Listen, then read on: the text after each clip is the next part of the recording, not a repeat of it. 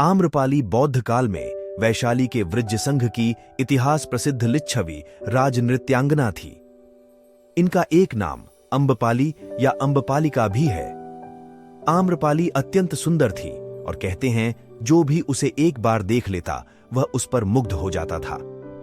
अजातशत्रु उसके प्रेमियों में था और उस समय के उपलब्ध साहित्य में अजातशत्रु के पिता बिंबसार को भी गुप्त रूप से उसका प्रणयार्थी बताया गया है। आम्रपाली को लेकर भारतीय भाषाओं में बहुत से काव्य, नाटक और उपन्यास लिखे गए हैं। एक बार की बात है, महात्मा बुद्ध अपने शिष्यों के साथ घूमते हुए वैशाली नगरी में पहुंचे। वैशाली को उस समय 16 महाजनपदों में एक महत्वपूर्ण जनपद माना जाता था, जिसकी ख्याति दूर दूर तक फैली हुई थी। यह नगरी परम वैभवशाली और हर तरफ से संपन्न थी। महात्मा बुद्ध के आने की बात पूरे नगर में फैलते देर न लगी। जिसे जब पता चलता वह तभी उनसे मिलने पहुंच जाता और उनके उपदेश सुनकर खुद को भाग्यशाली समझता। बुद्ध का चरित्र ही ऐसा प्रभावशाली था कि उनसे प्रभावित हुए बिना कोई नहीं रह सका। उस नगर की गणिका और राजनर्तकी आम्रपाली भी बुद्ध से मिलने की इच्छुक थी। वह खुद महात्मा बुद्ध के पास चलकर आई और उन्हें अपने घर भोजन के लिए आमंत्रित किया।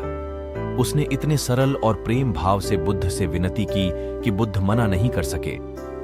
जब यह बात उनके शिष्यों को पता चला कि महात्मा बुद्ध ने एक गणिका का आमंत्रण स्वीकार किया है, तो सबने इसका विरोध किया। महात्मा बुद्ध ने बड़ी सरलता से अपने शिष्यों से कहा, मैंने तो उसकी प्रेम भावना देखी।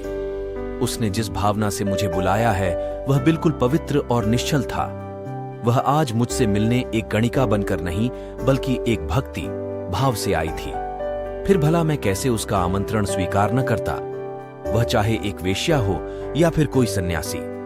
यथा समय बुद्ध आम्रपाली के घर भोजन के लिए गए। वह पहले से ही भोजन की सारी व्यवस्था करके भगवान बुद्ध के आने की राह देख रही थी। मन में यह विचार भी आ रहा था कि कहीं बुद्ध अपनी बात से मुकर न जाए। इतने बड़े सन्यासी भला क्यों एक वेश्या के बुलाने पर उसके घर आकर भोजन करेंगे।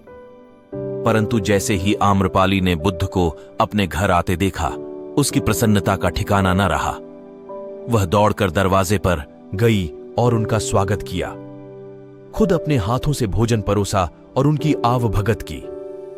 महात्मा बुद्ध के शिष्यों ने जो उनके साथ आए थे, जब एक वेश्या को, जिसके कदमों में खुद सम्राट बिंबसार से लेकर अजातशत्रु थे, पूरी वैशाली जिसके एक झलक पाने के लिए तरसती थी, उसे एक सन्यासी के लिए ऐसा व्यवहार करते देख बुद्ध के शिष्यों के मन में अपने गुरु के लिए सम्मान और ज्यादा बढ़ गया।